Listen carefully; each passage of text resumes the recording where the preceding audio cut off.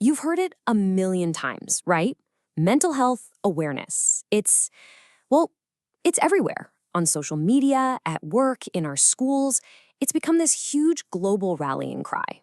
And the message we hear over and over is that we need to talk about mental health more openly, to finally smash those old taboos. But what's the next step?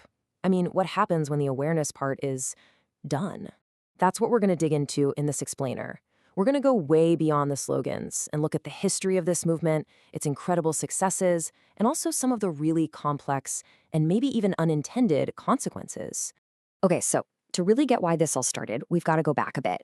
Because for generations, mental health was this massive but almost completely invisible public health crisis. I mean, to put a number on it, even before all the chaos of the last few years, an estimated 1 in every 6 people in the EU alone was dealing with mental health problems. That's over 84 million people. It's a staggering number. And for so long, the biggest thing stopping people from getting help, it wasn't a lack of treatments or options, it was shame. It was stigma. And let's be clear, when we say stigma, we're not just talking about hurt feelings. This is a massive wall. It's so powerful that historically, nearly 2/3 of all people with a diagnosable mental disorder just did not seek treatment, mostly because they were terrified of being judged or discriminated against. So something had to change, right?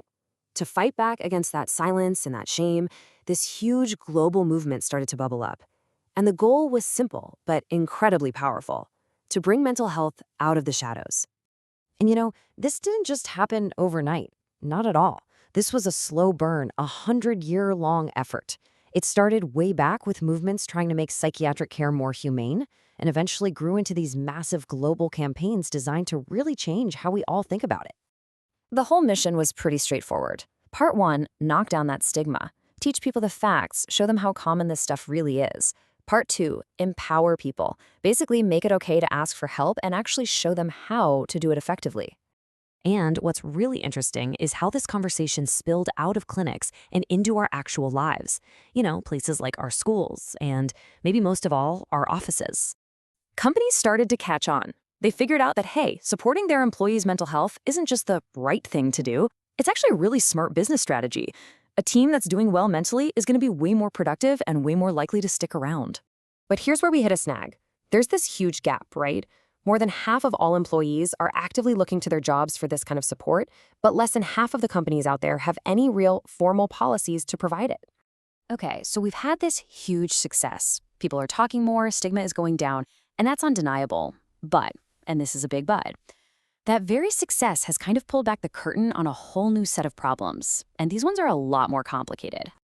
Which leads us to a really crucial question. For all the good it's done, has the awareness movement accidentally created its own set of serious unintended consequences? And here it is, the great awareness paradox. We've done an amazing job of encouraging millions of people to finally reach out for help. The problem? We never actually built up the healthcare system to handle that demand. So what do? You get insane wait lists. You get people who finally work up the courage to ask for help, only to be told, sorry, maybe in 6 months. And it's not just the wait lists. Critics are pointing out other issues too. For instance, are some campaigns leading us to pathologize the normal struggles of life, labeling every tough emotion as a disorder? And ironically, by focusing so much on more common issues like anxiety, are we accidentally making people with really severe illnesses feel like their reality is being trivialized? So all of this really pushes us into the next critical chapter. We have to shift our focus from just being aware of the problem to actually acting on the solutions. And the problem isn't just about capacity. It's not just about hiring more therapists.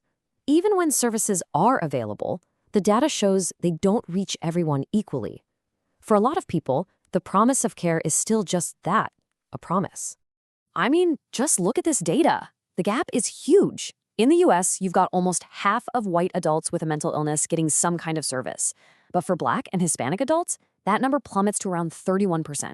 And for Asian American adults, it's all the way down to 22%. That's not a gap, that's a chasm. So why? Why is this happening?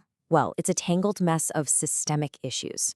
We're talking about everything from provider bias and a lack of cultural understanding to insane costs, language barriers, and a totally understandable distrust of the healthcare system from communities that have been let down time and time again. And like Dr. Kim says here, this isn't about individual failings, it's a structural failure of our society. The path forward seems to have two parts. One, we have to make the entire healthcare system more culturally competent.